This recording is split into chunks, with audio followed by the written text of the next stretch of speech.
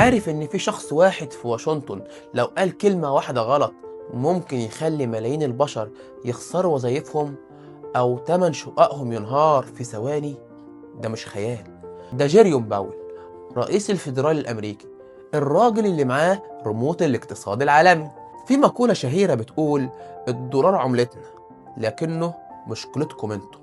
الفيدرالي الأمريكي مش مجرد بنك مركزي، ده المضخة الكونية اللي بتقرر امتى تضخ السيولة في جيوبنا وامتى تسحبها وتسيب العالم غرقان في الديون. خلينا اشرح لك الموضوع ببساطة اللي ورا الستار. لما الفيدرالي يرفع أسعار الفايدة عشان يحارب التضخم عنده، هو في الحقيقة بيشفط السيولة من العالم كله ناحية أمريكا.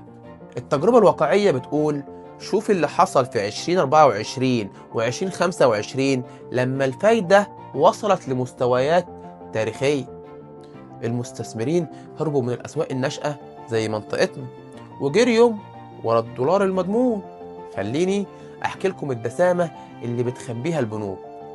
لما الفيدرالي بيرفع الفايدة هو بيعمل حاجة اسمها تصدير التضخم. إزاي؟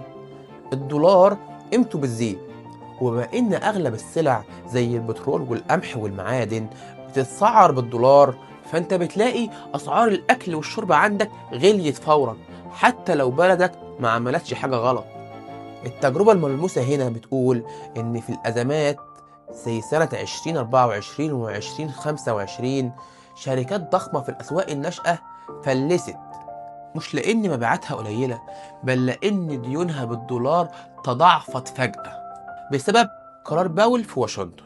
الفيدرالي هنا بيلعب دور المكنسة المغناطيسية اللي بتلم دولارات العالم لداخل أمريكا وبتسيب الباقي يواجه شبح الركود.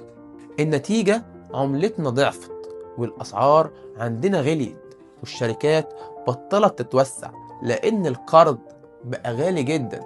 انت متخيل ان قرارات واشنطن هي اللي بتحدد النهاردة سعر الحديد والأسمنت في موقع بناء في بلدك؟ في الشركات الكبيرة بنتعامل مع تصريحات الفيدرالي كبوصلة إجبارية.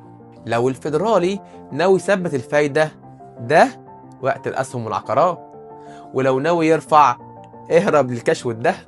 الاستثمار الذكي مش إنك تتوقع المستقبل، هو إنك تتفاعل صح مع اللي بيعمله صانع القرار الأكبر في الكوكب. احنا اتعلمنا إن السيادة المالية بتبدأ من عدم الارتهان لعملة واحدة. القاعدة في البورصة بتقول ما تحاربش الفيدرالي، لو الفيدرالي بيشد الحبل لازم شركتك ترفع مستويات الكاش السيادي وتقلل الديون الخارجية فورا. واللي بيفهم حركة الدولار بيفهم حركة العالم. سؤالي ليك، انت بتدير محفظتك بناء على أحلامك ولا بناء على حركة الدولار في العالم؟ أنا مصطفى شحاتة ودي دقيقة من قلب مطبخ القرار العالمي.